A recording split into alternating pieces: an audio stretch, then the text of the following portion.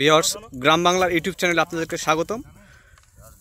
আলু তোলার যে মহাযজ্ঞ চলমান, আপনাদের কাছে একটু এই আলু তোলার সেই চিত্র মহাযজ্ঞ তুলে ধরার চেষ্টা করব। দেখুন, আলু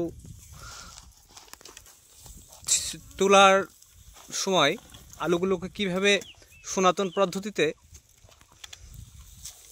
মাটির মধ্যে থেকে বের করা হচ্ছে। এই যে একজন হস্তচালিত নাঙ্গল দিয়ে আলুগুলো টানা হচ্ছে, এতে অনেক কষ্ট হচ্ছে আপনার এইগুলো টানতে। কাকা কি বলেন?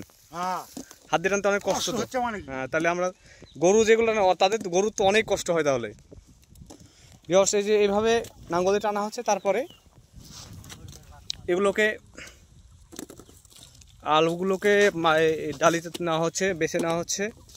দেখুন ভিউয়ার্স, আলু তোলার একটি মহাযজ্ঞ চলমান। লক্ষ্য রাখুন, আলু তুলে বস্তা এইভাবে বিলের মাঠের মধ্যে বস্তা করা হয়েছে। বস্তাগুলো স্টোরে যাবে। এক প্রান্তে আলু নিয়ে কোনো এক স্থানে নিয়ে যাওয়া হচ্ছে। এইভাবেই আমাদের আলু তোলার কার্যক্রম চলমান। ভিউয়ার্স, আপনাদের এই ভিডিও ভালো লেগে থাকলে লাইক, কমেন্টস ও শেয়ার করে দেবেন।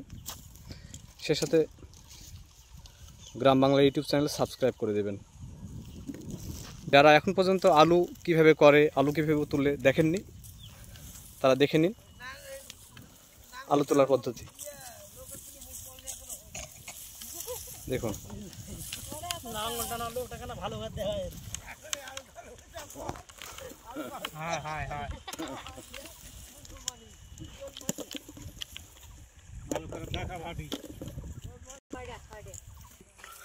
লক্ষ্য রাখুন, আলু তোলার পরে আলুর মাঠে আলু পড়ে থাকে, আলুগুলো আবার কুড়িয়ে নেওয়া হচ্ছে।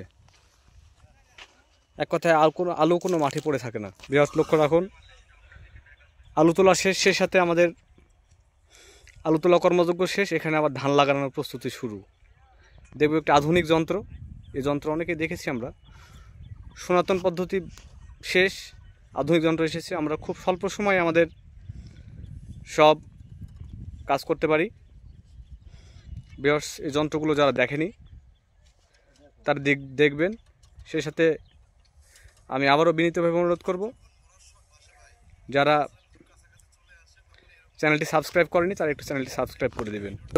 আরও কিছু লক্ষ্য রাখুন, অনেকে আলু তুলে বাড়িতে নিয়ে যান স্টোর করার জন্যে, স্টোরে পাঠানোর জন্যে। আপনারা ইচ্ছা করলে এইভাবে আলুগুলো বস্তাবন্দি করতে পারেন। দেখুন, আলু তোলার পরেই আলুগুলোকে বাছাই করে বস্তা এইভাবে করে নিয়ে আমরা স্টোরে পাঠাতে পারি। যেসব অঞ্চলে যারা এখন পর্যন্ত আলু তোলার আধুনিক পদ্ধতির সাথে পরিচিত হননি, তারা এই পদ্ধতিকে ব্যবহার করতে পারেন।